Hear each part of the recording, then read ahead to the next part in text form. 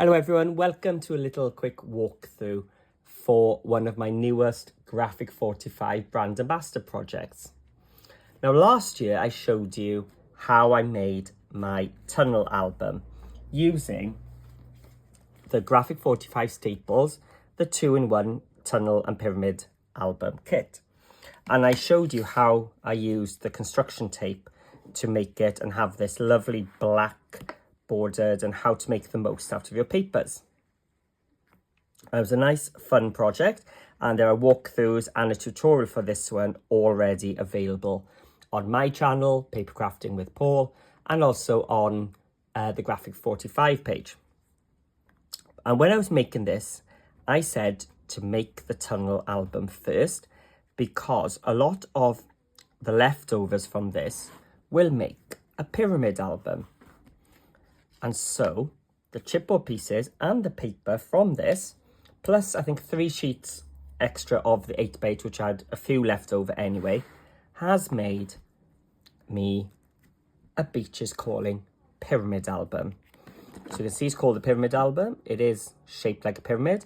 Now I'm undecided at the moment if I'm going to put some ribbon around it to keep it tied or just keep it as it is. So I've used just 1 sheet here to come down and cover all these, plus one of the journal cards then on the front. When I did one with Imagine, I used an image sheet so you could actually see the lady's face in the corner. But with this one, I just used one of the patterned papers. That's lovely how I've used the dark one here, the light creams from the seashells for this one. They both have a very different feel, even though same kit, same dimensions even, totally different.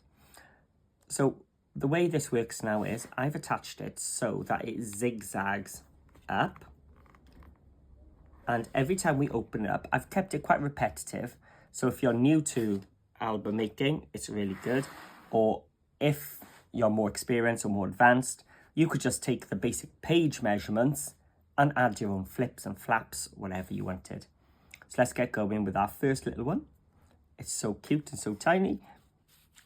So I've put in some of the little journal cards which come with the kit. That one is from the, I don't know what to call it, the page which has got lots of images and borders on it. But this one is from the journal card, so you've got a space to write behind if you wanted to pop something in. And a little piece of the ephemera here, which is actually also a little tuck spot there, so you can add something tiny in there. So you start off very cute. Now, there is another layer of chipboard, which I didn't go for. I just thought it went just too tiny and too fiddly. I mean, that's small enough for your memories as it is, I think. So page 1, as it opened off to the left. So now this time, we're going to open up to the right. And again, we've got some more pockets here. So I've got one of the journal cards. And on this one, notice it's the same one, but I've kept the 2 journal cards, which are printed side by side and just scored down the middle. And it's made a little booklet. So we can put the booklet into here, or whichever one of the pockets we wanted. And now we're going to go left. So our pockets are starting to get a bit bigger. So I've got room now for 3x4 photos. So this is a 3x4 photo mat. I've used some Cool Cats dies to cut it, so that's how I've got the nice edging, piece edging, and just added a rub on to the bottom. So we can put the photo on the back, or you can put a photo in there, or just cover the whole thing. And again, more of the journal cards as well, so you can have a space to write on the back. Another piece of ephemera then just to stick over it. But when you take them out, you can see how I maximize my paper just by swapping them over, and I'll show you that in the video. Another of the photo cards, so this time I just scored a piece of black card in half, had a little extra strip here which I folded over and added some tape, so it is a little pouch. So I think I have still got some scrap pieces of paper I could maybe embellish in. Oh, I've got some of the shells, I could slide another piece in there, or keep it black. And you can tuck that so that it's flapping, or you can tuck the flap in. I think it's quite nice to have it like that. So it is loose and you can see, oh, it comes out. So we've gone left. So now we're going right. And another photo wallet, this time 3 of the same size but folded in on each other. I was originally going to do it like a zigzag, but then I thought, oh, if it wraps into itself, it just sort of contains. And again, just another of those journal cards stuck on the front. And some more journal cards tucked in.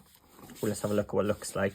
Again, shells, and then the beach huts go in diagonal, and some of the ephemera pieces. Let's just add some little wording. And then the last one, a large ephemera piece, and this is where you're going to put your 6x4 photos. I think, if I'm right, no, you can't quite fit a 5x7 in, but a 6-inch photo is that big. So you can fit in plenty of 6x4 photos into the last one. So that is the little walkthrough of my pyramid album. As I said, both of these came from one 8x8 pad.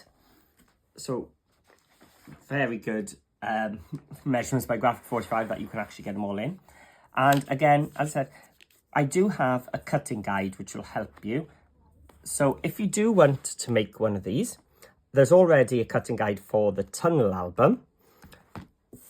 So now I've got one for the pyramid album too.